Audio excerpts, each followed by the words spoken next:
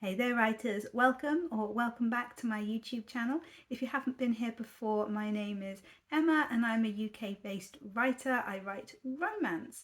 So it's the time of year when I am gearing up to take probably my favourite break of the entire year.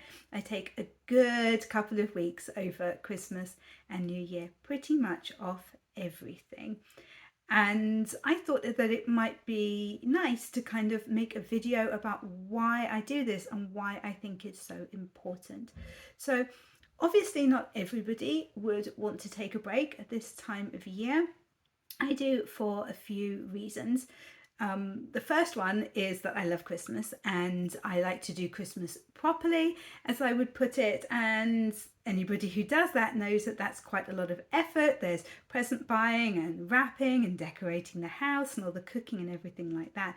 And I don't want to be fitting that in around everything else. That is my priority over the Christmas period. It's not something that I am just trying to get through while I deal with other things. The other reason is that I tend to do some kind of novel writing challenge in November. So by the end of November, creatively I'm kind of spent and I just really want some time off.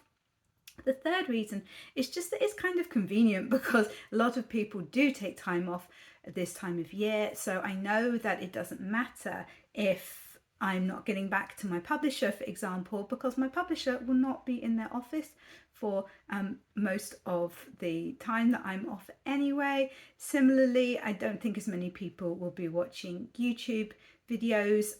There's not going to be that many people wanting editing services. Kind of all the things that I do for work, they do to a certain extent shut down.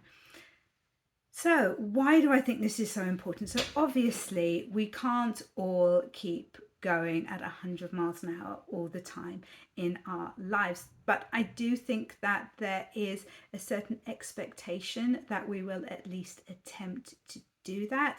Busyness seems to be something that people are very proud of. It's something that I actively step back from. I like to have a full life. It doesn't need to be a busy life, at least not all the time.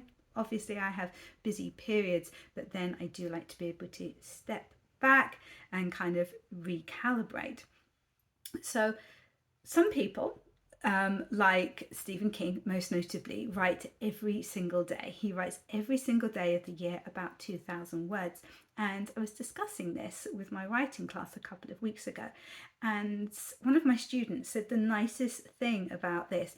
And he said, how wonderful to be so creative and to have so many ideas that you are capable of writing 2,000 words every single day. And I thought that was a fantastic way to think about it. Unfortunately for me, I could not keep going at anywhere near that pace. It just wouldn't work for me. I would burn out within about a week, I think, possibly a month at the absolute most.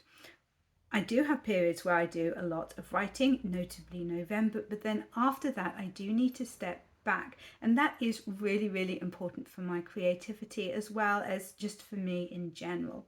During that time when I'm stepping back, I will often consume a lot of stories. I will consume a lot of films at this time of year, especially Christmas films. And as my Christmas stories do very well, you know, it's good for me to kind of see what else other people are coming up with, and obviously Christmas books. I also go out and about more, people watching, and hanging out with more people as well during my spare time. So that is all great for story ideas. So although I'm not actually working at all, it is bringing in stuff that will help to ignite my imagination and will make writing easier when I come back to it. So that's all very well and good. Why on earth can't I just take one day a week or 2 days a week off, a weekend, you know, like regular people? And I could, and sometimes I do, but for me, I need a longer period to be able to properly relax and sort of get into the whole not working thing. When we work a lot, we are still having to lead our regular lives. Nothing else stops so that we can get that book finished. But during November in particular, I do tend to put off things that aren't urgent. So when the beginning of December comes, I do have kind of more like household things that I need to be doing. So I also use that time to kind of catch up on that, make sure that everything else in my life is kind of all running smoothly. It's also really nice to have a proper period of time that I can go and do things. I'm not trying to fit everything into just a couple of days. I can go away if I want to, or if everybody's back at home, then I get to spend loads of time with people, just watching films, playing board games, walking our dogs, whatever we decide to do. But it's not rushed at all. And although there will come an end point, because at some point in January I will need to start writing again. I have a book due with my publisher at the beginning of February. I don't have to say, right, I can only, hang out with you for one day because I've got to get back to work tomorrow. I've got to do this, I've got to do that. So it's this big chunk of what I call proper time off, which is really important. I also do this at other times of the year, during the Easter holidays as well, usually during the summer. I'll take like a chunk of time at random points, but the longest chunk of time is probably at Christmas. And that's because there's Christmas things to fit in as well as just the relaxation. And it's just what works for me. And it's what I would advise most writers to do. You can't just keep going day after day after day, chucking out the words. And honestly, if you're working that hard, then you're not really experiencing enough, I feel, taking in enough from the outside world to be able to influence your writing and to inspire you.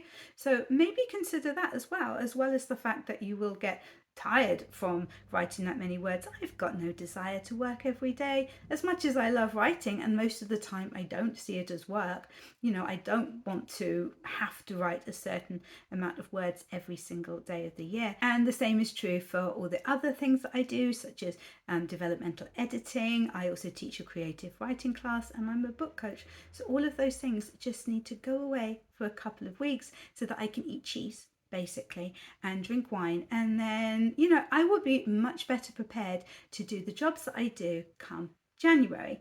So yesterday I finished my last editing job for the year. This week I am going through my manuscript one more time. I wrote the first draft in October and November. I'm kind of going through that again this week. It's not a full draft, maybe it's like a draft one, like second drafting. I don't know, I wouldn't call it the second draft, but that's what I'm doing this week. And then after that point I am done, at least until about January the 5th, something like that. In fairness, around January the 3rd, when the decorations are down and things like that, I do start to feel that pull towards work and wanting to get back to it. So we'll see, but it's usually around the 5th that I actually properly go back to work. So let me know if you do anything like this, or if it works for you to continue working over the Christmas period in particular, and maybe take time off during other parts of the year, or if you are someone who is so inspired by their writing that you like to write every single day of the year. Thank you so much for joining me for this video. If you've enjoyed it, please give it a thumbs up and subscribe if you're not already, because we have a lot of fun on this channel, and I will catch you in the next one.